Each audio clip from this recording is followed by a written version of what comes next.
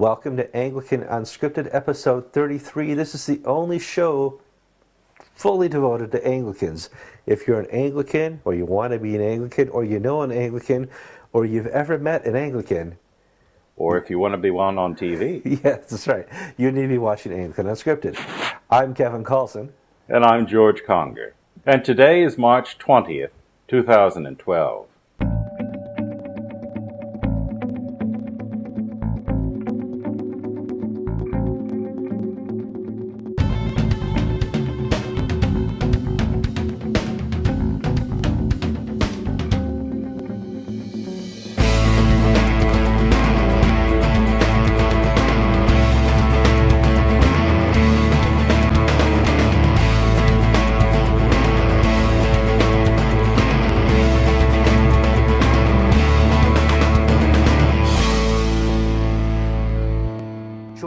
We're going to do something different this week. This is going to be as truly unscripted as unscripted gets.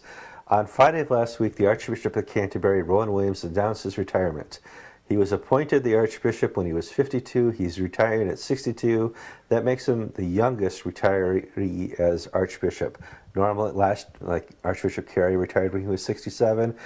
Before that, about 25 years ago, you served like a pope and you just retired till you died or had a heart attack or all things are going south. And maybe this is the all things going south retirement. We'll see. But let's take this in different aspects of Rowan Williams. And first, let's talk a bit about our experiences with Rowan. You and I have traveled the globe, sometimes together, sometimes apart. You've been doing this a lot longer than I have, but we've had many interactions with Archbishop Rowan Williams, Lambeth Press, Lambeth Palace, and all things Anglican through his bushy eyebrows. And you met him first, I think it was in 97, as you were prepping for Lambeth 98. Yes. I was living at Oxford, England at the time. I was studying at the university, doing a doctorate. And Rowan Williams was the Bishop of Monmouth in Wales at the time. And he had been appointed co-chairman of Section 3 of the 1998 Lambeth Conference. And his co-chair was Yong Ping Chung. Now, Rowan Williams did something very interesting. At the time, I was preparing the Lambeth Directory, which was the biographical pictorial directory of the bishops of the Anglican Communion, and I was preparing it for the conference. Rowan Williams did something that was really smart. First off, he brought his enemies inside the tent, if you will. Sure. He reached out to Chris Sugden, who many people may know from Anglican Mainstream, and Vinay Samuel. They were conservatives, Rowan is a liberal, and he invited them to be his secretaries for Section 3 of the conference. So he was bringing on board people of different theological persuasion, but his success would be their success. Second, he said to me he wanted a dossier on every bishop in his committee. That's kind of Nixon-esque, isn't it? Nixonian. Well, the eyebrows they were a little darker at that time, but just as full and bushy. Okay. And a little jowly too. But he wanted a dossier on everybody in his committee, so that he could decide who were the people he was going to pick from the very first to help him write the communique, which, by the way, he had already written, just about. So Rowan Williams was a man who I knew from 97, 98, in that period, as being very politically astute, able to build coalitions, able to reach across theological divides. One of the things I remember very much about the 98 Lambeth Conference, at that conference, the African churches, it was very different from 2008, by the way, but in 98, the African churches, during the second week of the conference, would have national dinners, where they would have a dinner and they would sort of dress in relaxed outfits, and their friends or political allies or just people whom they had relationships would come. And I was involved in helping put on these dinners. I was a waiter, I was a busboy, all this good stuff. Rowan Williams came to every single African dinner. The only other person who did that was the Bishop of London, Richard Charters.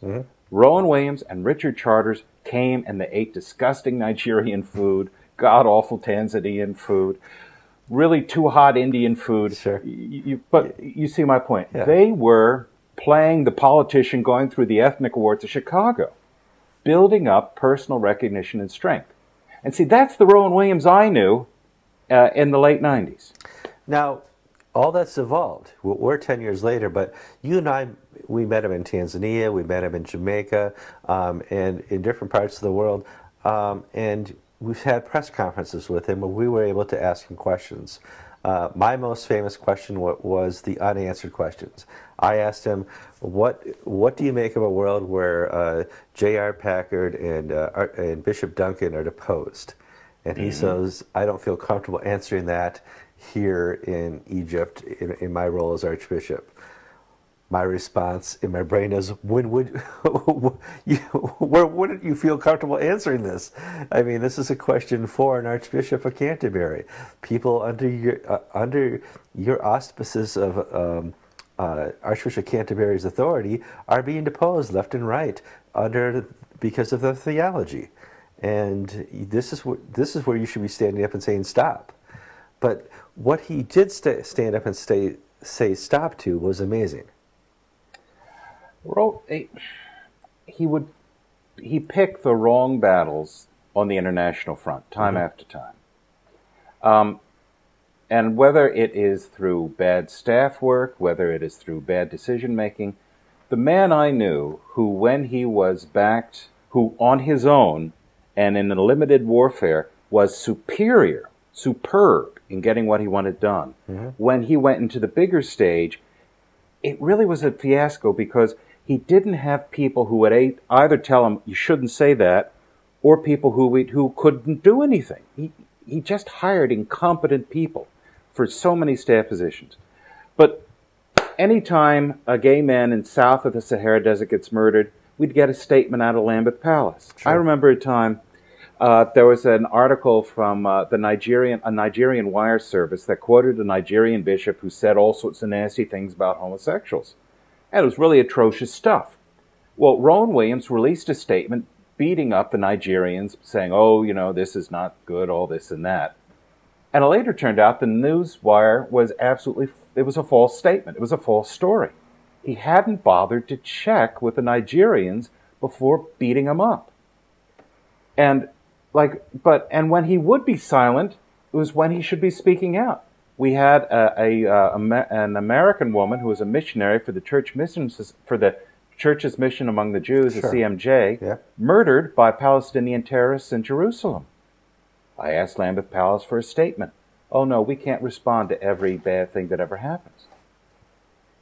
Not only is that a dumb thing to tell a reporter, but when the only things you respond to are sort of left liberal knee-jerk things, you realize that these people are on autopilot and they're not doing what they should be doing.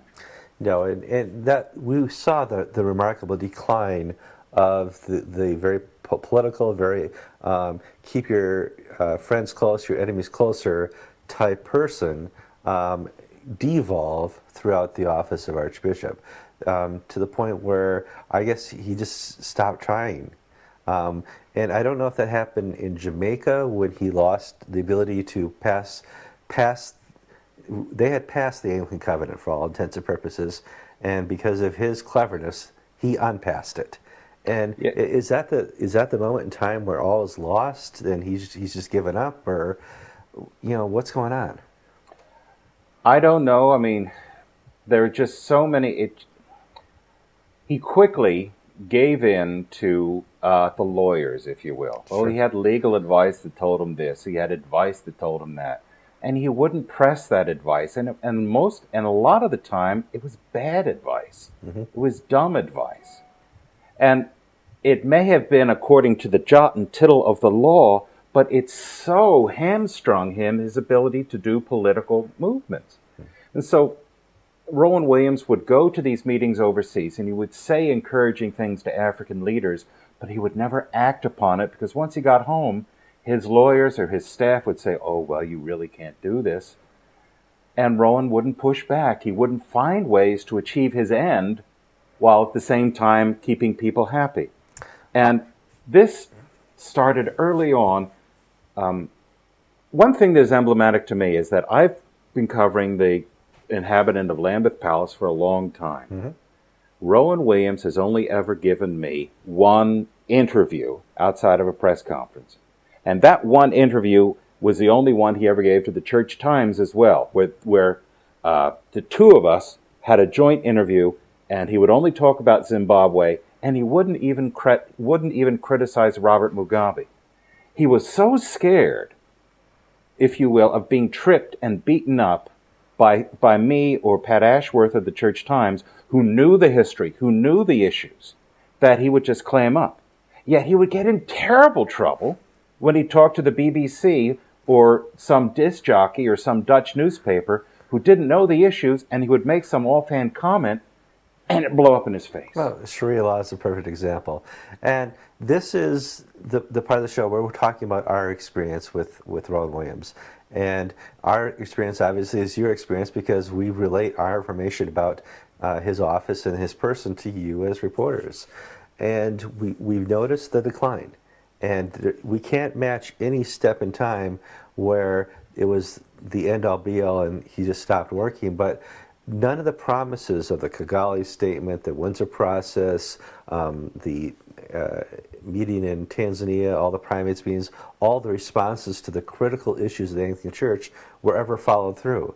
He made promises time and time again to the Africans and other people that yes, we'll do this. I'm going to run to New Orleans and I'm going to meet with the House of Bishops of the Episcopal Church, and lo and behold, I'm going to come back to you guys and we'll have an answer on what's going to happen. And all that just kind of drifts away.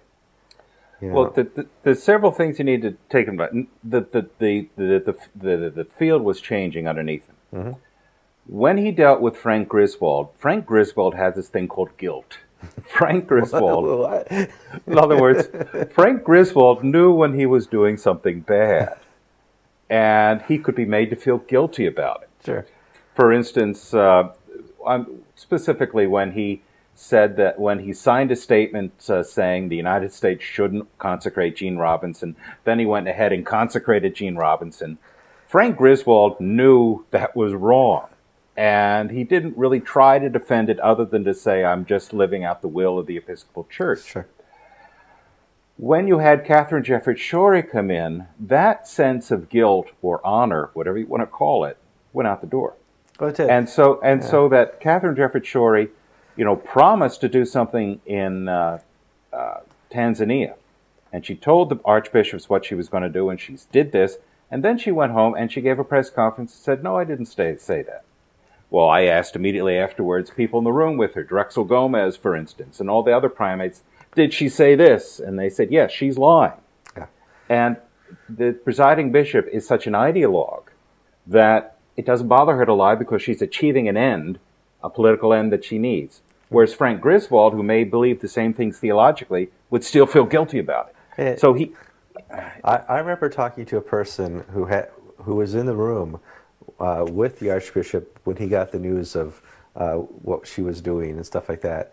And I can't relate the conversation to you because it would sink this guy. But, he did honestly understand what Catherine Jefferts Schori was trying to do. And he did not have kind words about it because hopefully one day we can have an off-the-record topic on when some other people retire and out of office. We'll tell you some of the things that really happened. But he does understand the Griswold people versus the presiding bishop, Jefferts Schori people. He knows they're different. And but the problem is he treated them different. Well, see, Frank Griswold, and there are people who dislike him intently, for all sorts of reasons, and I don't want to go down that road. Sure. But Frank Griswold, for instance, stepped down from the co-chairman of the Anglican Roman Catholic Co-Committee, ARCIC, because of the Gene Robinson affair. And Frank Griswold loved the ARCIC work. That really was special and important to him. But he had a sense of honor and decency, and Rowan Williams was able to say, Frank, you really need to step back. See, presiding Bishop Jefferts Schori knows there are no consequences for bad actions from Rowan Williams. That's right. Rowan Williams very quickly tried, but he never followed through on his threats. So when the presiding bishop found out that she can do whatever she wants and he wouldn't do anything, then the sluice gates are open. So that at this year's General Convention, the Episcopal Church may bring into place gay liturgies, when the Anglican Communion has repeatedly said, no, don't do that. Yeah. So, no downside. And in this segment, we will give you our experience with Rowan. Well, our experience is also Catherine Jefferts Schor's experience and your experience.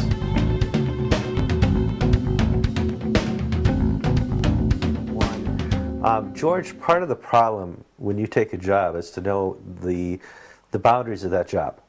I'm a business owner, and I don't have a lot of boundaries because I'm the boss. My role changes from day to day. If I'm dealing with a customer, it's much different than I'm dealing with an employee. When you're the Archbishop of Canterbury in the Anglican Communion, it's really an undefined role in so many different respects. You can look at it as an ambassador of the Church. You're there as an international ambassador of all things Anglican. The Communion, you visit all the other provinces. They have big teas and dinners with you, and they celebrate you and you celebrate them. But when there's a conflict in the Church, and when the Church is going off course, that role of ambassador changes.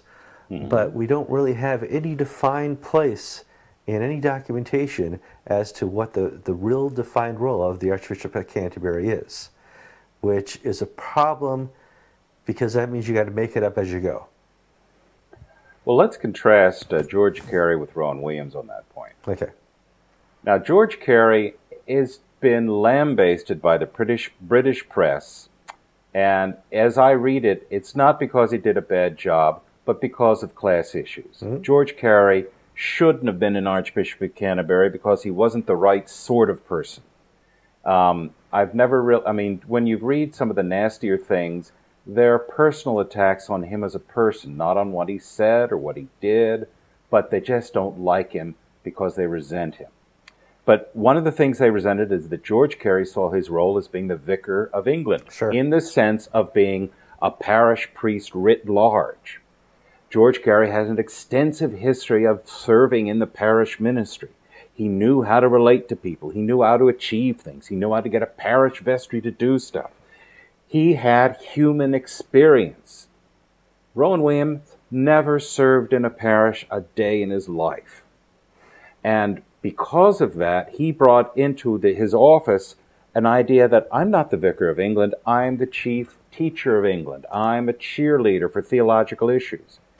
He had no sense of what it was to be an archbishop or to be a bishop.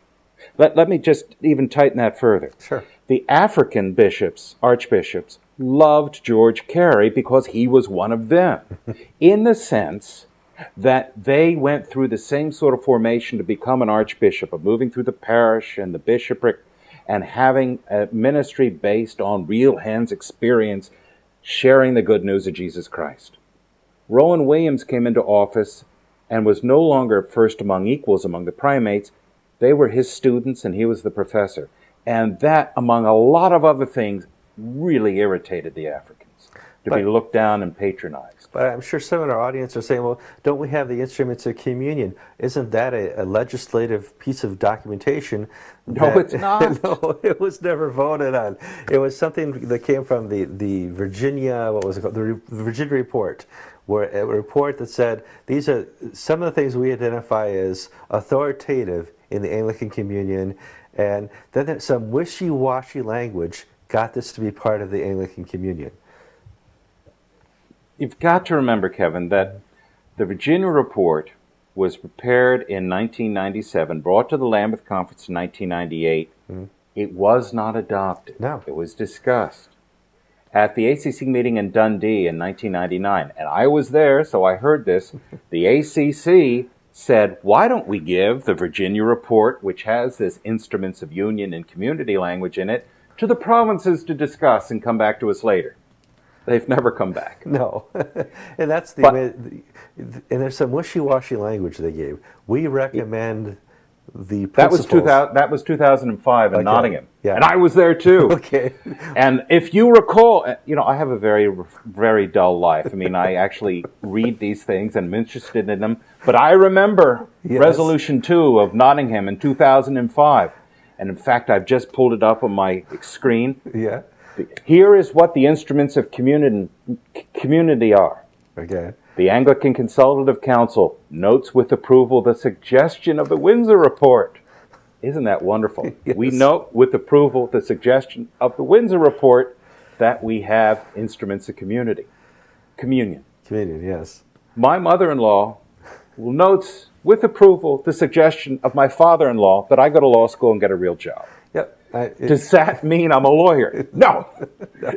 The Anglican Communion has never adopted the instruments of communion, the instruments of unity, as a standard. No. We've recommended, we talk about it, we've received with approval suggestions about it. Have we done anything legally, formally? No. No. And therein lies the problem. If you don't know what your job is, you're going to do a horrible job. And Rowan Williams, leaving office at 62, is going to be judged on many different things, but one of the bigger things is he didn't know what his role was.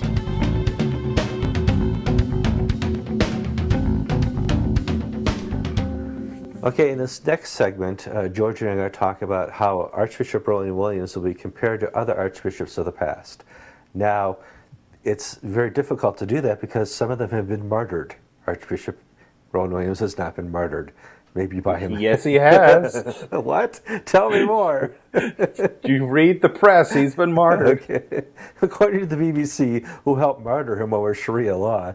Yeah, I mean, but the how do you compare him, to an Archbishop Carey? Well, they're very distinctive. One's a conservative, one's a liberal. One was, as we talked about before, the Vicar of England. One is an ambassador of Anglican Communion.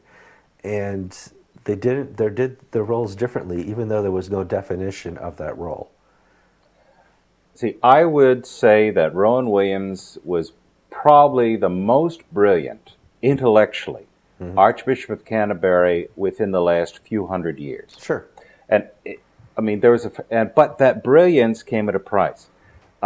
T.S. Eliot, who was the great poet, once wrote about Henry James, one of the greatest novelists in the English language. He said, Henry James had a mind so fine that no idea could violate it. Rowan Williams' mind is so fine that his theology is so ephemeral that it couldn't be violated by the experience of living a life as a Christian in the world and being a priest. It was so fixed on higher things that it was completely devoid of content in daily life. And we see that immediately as he became the Archbishop. He decided it would be a good thing for himself to become a Druid, or to, in whatever fashion. We have that famous picture, it's on screen right now, of his Druid uniform. But, every Christian is pulling their hair out going, he did what? I'm sure everybody except for the people in Lambeth Palace who said, yeah, that's a good idea, go ahead. Well, you've got to understand that when you become Archbishop of Canterbury, part of your job is to understand how your actions will reflect to the wider Anglican communion. In other words, when you're mayor of Chicago, what you do in the South Side, a photo op, is different what the President of the United States does in a photo op. Sure. Now, remember, the Church of Nigeria in the beginning of the last decade was having a big internal fight over cults and cultism and secret societies. That's right. In the government, in the world. And Peter Akinola had been really hitting hard against a Christian does not belong to a secret society. He's not a Freemason. He's not one of these cults. And then the Archbishop of Canterbury is photographed in a cultic outfit, being written up as a Druid. Now, of course, it could be a Welsh cultural thing.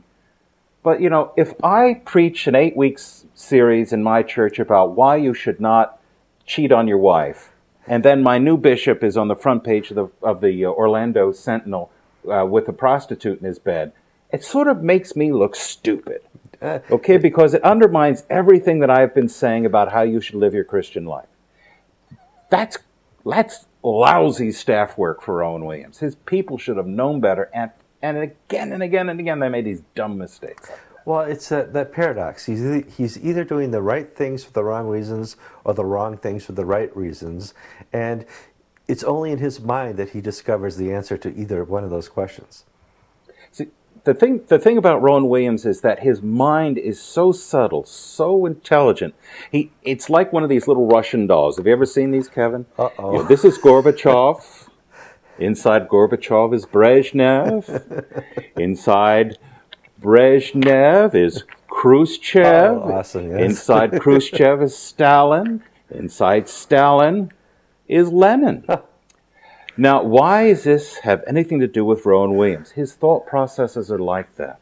He, in his sophisticated dealings on political issues, when he has a staff that would support him, when he had thought things through, he could devise a strategy that would achieve things.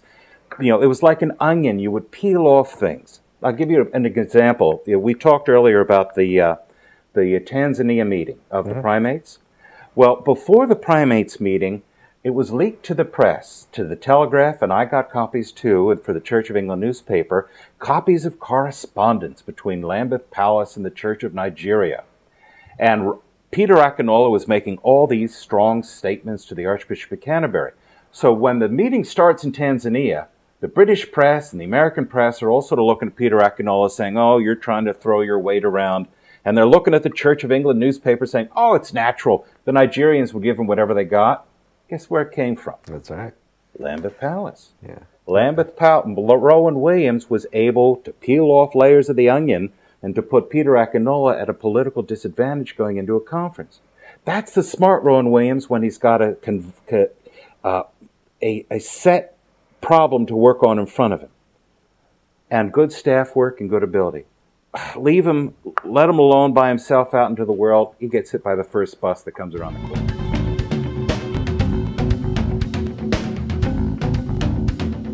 Now, set on with our segment, we're going to talk about the Gafcon effect here.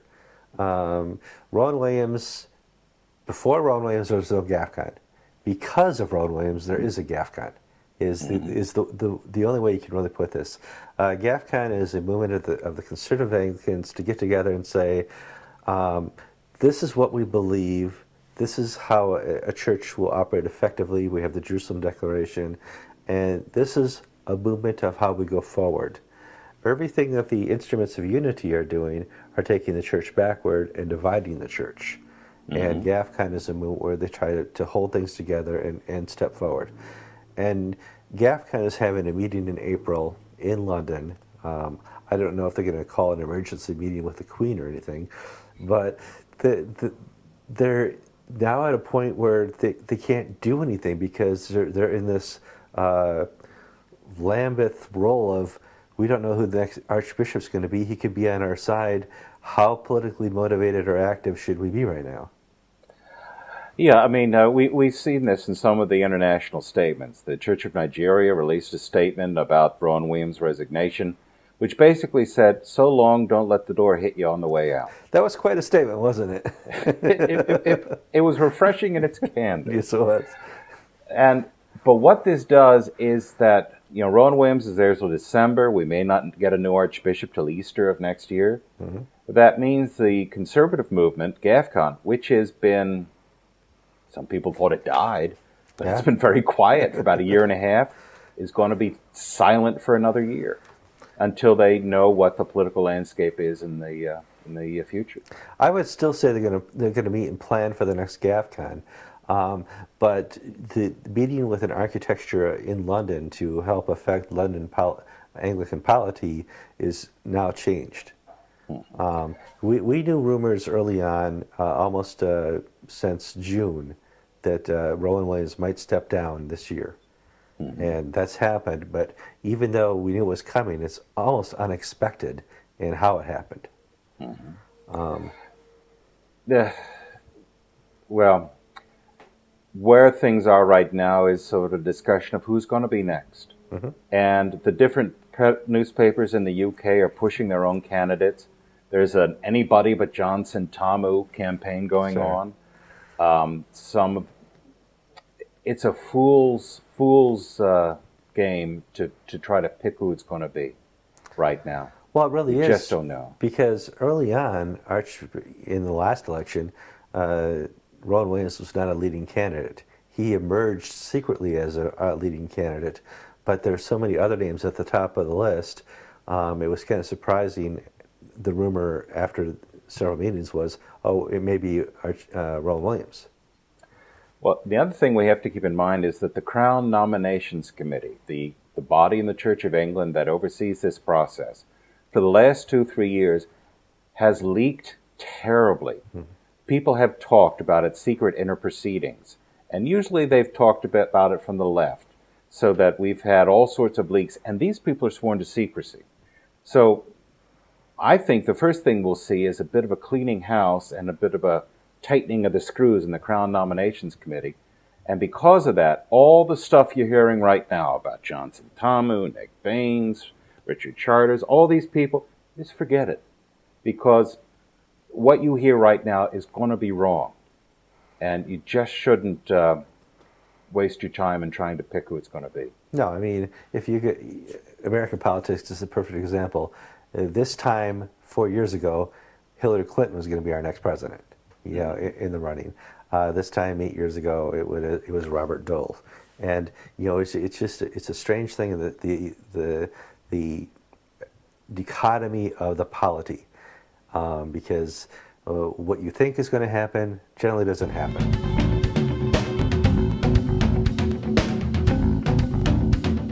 Big news since last week. The Archbishop of Canterbury on his website and through Lambeth Press decided to say, in December, even though the rumors you heard were incorrect, I am stepping down. And that's pretty big news because he has really been the head of the Anglican Communion in an ambassador type role now for at least since 2002.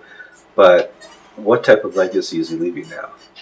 Well, it's going to be interesting because, his term isn't over yet. He's still in office and through the end of this year. And so he's leaving a very broken legacy, and it's not going to get any better, I'm afraid, with the things he faces. He's got currently, the next thing on his calendar is the House of Bishops meeting for the Church of England in May, where they're supposed to tinker with the women's bishops' legislation.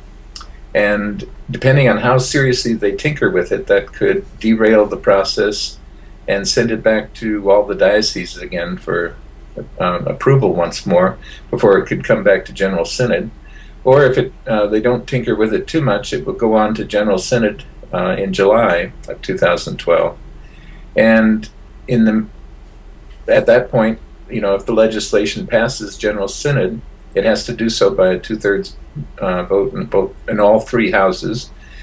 And so that's the final test, and if it passes, then it can go on to Parliament, where the steps are incredibly complicated in the Church of England. They put out a document showing all the steps, and there's 67 separate steps between here and getting this legislation finally enacted. And at any stage, it can go off the rails. So there's nothing like the Church of England when it comes to complicated procedures, but he's a master at kind of shepherding it through. It's just a question of whether he has the other bishops behind him or not. And he will no sooner be faced with the question of women's bishops in General Synod, but we will also have the General Convention of the Episcopal Church in Indianapolis in July of 2012, where it's almost a certainty that the General Convention will approve some sort of trial right for the blessings of same-sex marriages, and thereby completely and finally and utterly repudiate the Windsor Report of 2004. And so more egg on the Archbishop's face at that point, because that's another thing that he'll just have to, clean up the mess with.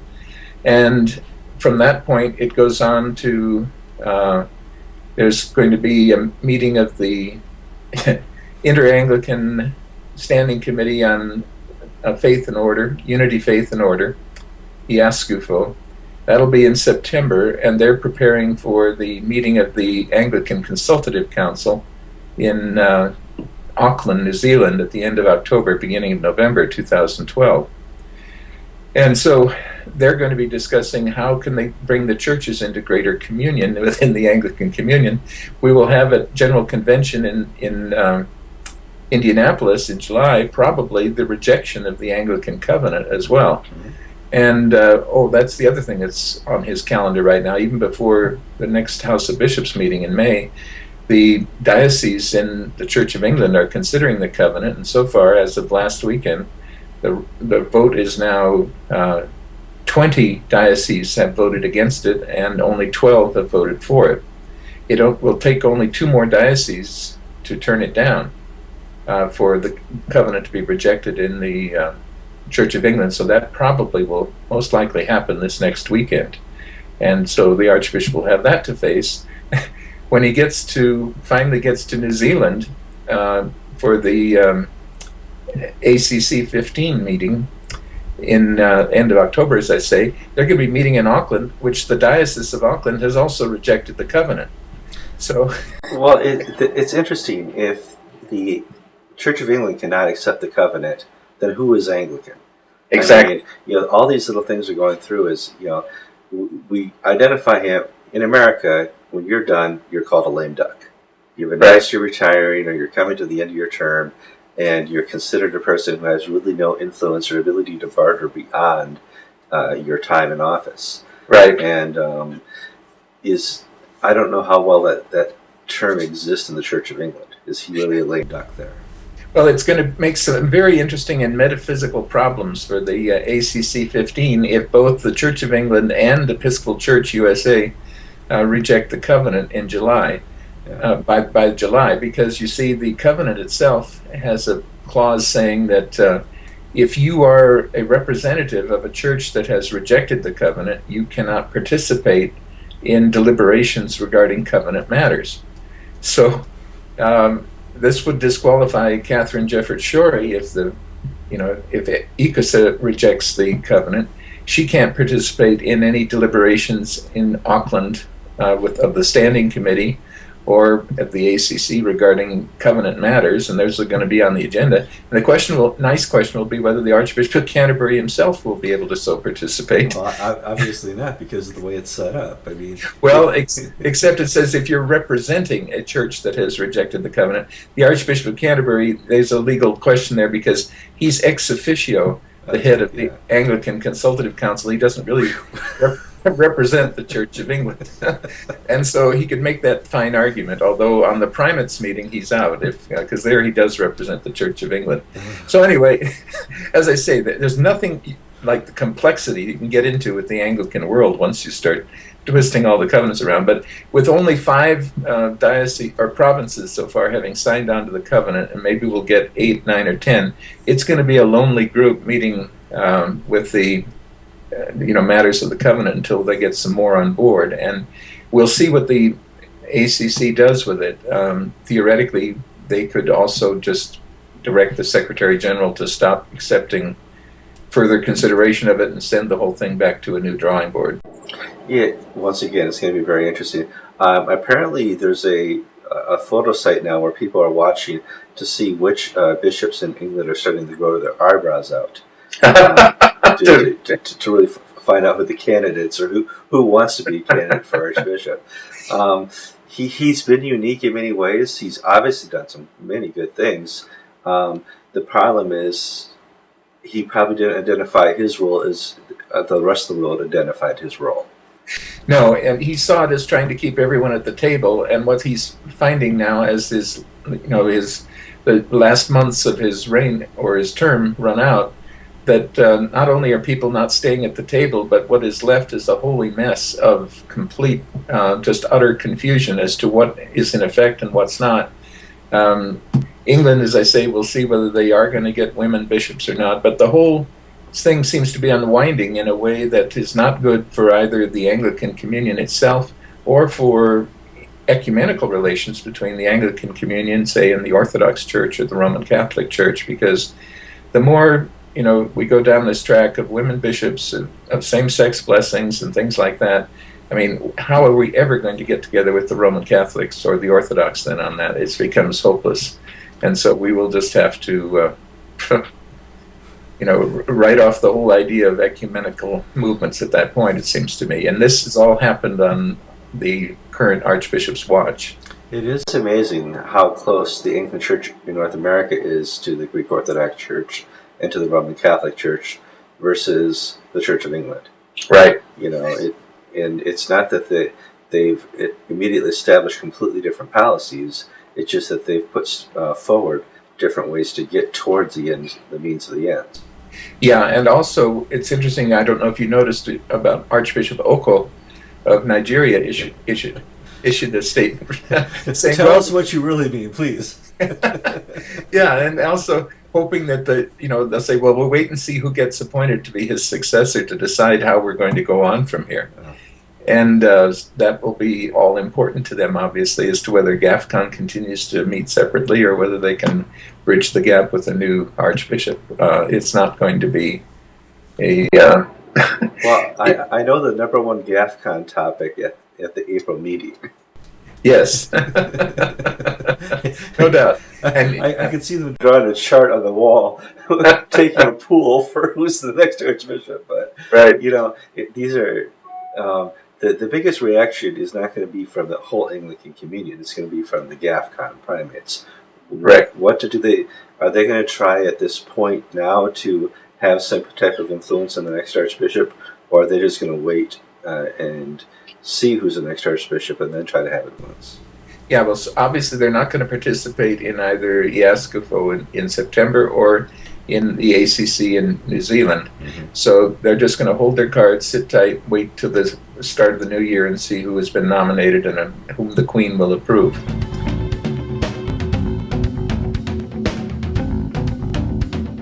On the other line is somebody deep in thought, deep in reading. He's Peter Old from England.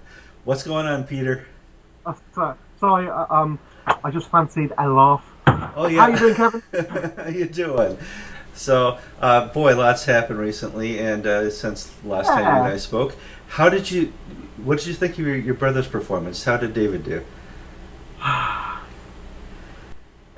You know what? The sequels are never quite as good as the first ones, are they? Is that how it works? Okay. Yeah, we got a lot of good comments that it's now the Old Brothers show or something like that. Yeah, we're taking over. We'll do a podcast next. It'll be cool. All right, so unbeknownst to most of our viewers, I got some breaking news here. The guy with the curly eyebrows is stepping down. Ron Williams has decided by the December he's out of here. Yeah, he is. Now, we at the Church of England, churchofengland.org.uk, we broke that story back in July in the summer after some rumours on Facebook, and it was confirmed that it was in the Times in September, or the Telegraph or something like that. And now it's been officially announced he's off to be Master of Magdalen College in Cambridge, and which is probably a great career move for him because he's a fantastic academic. So the last 10 years of his working life are going to be storming. But hey, it means that the top job is for grabs at the most important time for the Anglican Communion and the Church of England. Now, there's been lots of different people reflecting on the last 10 years of Rowan in different measures. Some people here in America, the Anglican Church of North America, has said nothing because they know it's a no-win situation. If they say something good, boom, they're wrong. If they say something bad, boom, they're wrong. But I just read a nice, fascinating response from the Archbishop of Nigeria, Archbishop Oko, where he laid it all on the line. Yeah. Oko, tell us what you really mean. Yeah, don't hold back. Don't hold back. Yeah, he did that. I'm reserving comment. I put a guest post up on my blog by a friend of mine today, which was basically talking about how actually Rowan was pretty good for mission stuff going on in the Church of England. I think the only thing that I will say at this point is I think God's sovereign hand was over the choice of Archbishop last time. Mm-hmm. I think Rowan Williams was God's appointment. For whatever reason you might work it out, but he was definitely God's appointment. I can't disagree with that because there's always times in a church where things have to reset. And he may have been the cause of people to realize we need to reset things. and God put him in that place for that. These are all interesting things, but part of the people who helped reset that was Gafcon, and what should their response be at this point? Well, I think Gafcon should be seriously thinking about what the future of the Anglican communion is and whether they want to play a part. Mm-hmm. There you go. That's something nice and controversial. Right in the middle of the line. Well, I think. Yeah, I think Gafcon's response is going to be dependent on who gets appointed in Rowan's place. It's been my suggestion that Gafcon should hold an emergency meeting with the Queen and let her know that the state of the whole communion rests on the next choice. Yeah, but except the Queen has no choice. It's not her choice. It's down to the Crown Nominations Committee, which is made up of several elected members from the General Synod of the Church of England. I was speaking to one of those members yesterday, and he said that even though the membership is going to be re-voted at the July Synod, the one where they'll also talk about women bishops, because they will start the work in May, that committee will carry through and do the whole process. So you've got the existing committee will go through and appoint. The existing committee will go through the process. Appended to that will be representatives from the vacancy in C committee here in Canterbury Diocese, where I live, and then there will be normally Archbishop John Sentamu would be part of that, but since he's a candidate, he won't. He'll be replaced by a bishop who hasn't got a chance of being voted on. And then there's a representative from the Prime Minister's office, but has no voting power. And they will now basically put up two names, and the first name is the one to be appointed, unless something happens in that name coming forward and the date of the announcement, in which case name number two takes over. The old system, which was under Rowan Williams' appointment, where the Prime Minister gets the two names and gets to choose between them, that's now gone. It's the Crown Nominations Committee that decides the power. The power is in their hands. Okay, so in the past, we've always seen England go for a conservative, then a liberal, then a conservative, then a liberal. Obviously, Archbishop Carey was a conservative, and we would then expect that Rowan Williams is viewed as a liberal. He was viewed as a liberal. That's why he got the appointment. And he was a brilliant academic as well. How does England define a conservative then? Is a conservative pro-women bishops? Is a conservative pro-homosexual? Conservatives these days could be pro-women bishops, probably take a traditional line on human sexuality.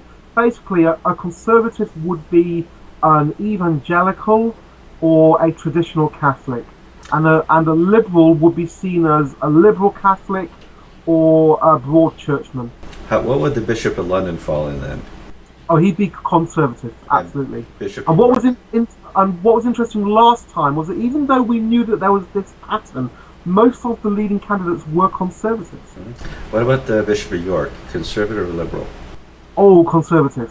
And what's been very interesting in the last few weeks with all the stuff here about gender-neutral marriage and the government wanted to change the law, he's been very outspoken, and his candidacy is going to rest, I think, on two things. The first thing is what the Church of England's response is to gender-neutral marriage, to other issues around faith and society and so on. And the second thing that it's going to rest on, I think, is let's just be totally clear about it. The fact that John Sentamu is black. And what an amazing thing to have a man from Uganda who fled dictatorship, which he first stood up to, who will represent global Anglicanism. What an amazing thing to have a black Archbishop of Canterbury. That would be stunning, and that is a huge thing in his favour. Pretty much like the Barack Obama moment. Well, it is, and I think that there's a special moment to that. My question is the role of then Canterbury. I think the Archbishop Rowan thought the role was more of an ambassador role. And well, I think what we've learned in the last 10 years, is that the role of the Archbishop of Canterbury is what he makes it. So there are powers and privileges which can be used, and other archbishops have used them effectively in the past, other archbishops have looked for different ways to doing things. I think a Centamu regency, as it were, of the Church of England would be conservative. It would be really engaging with the issues of how does the Church of England function and integrate into the state or not, and on a worldwide basis would probably bring all the conflict to a head and resolve it one way or the other. All right. I want to thank you for your time. And obviously, you're going to be on the show almost every week now until that's how things are working out. A certain election comes up. Thank you for your time, Peter.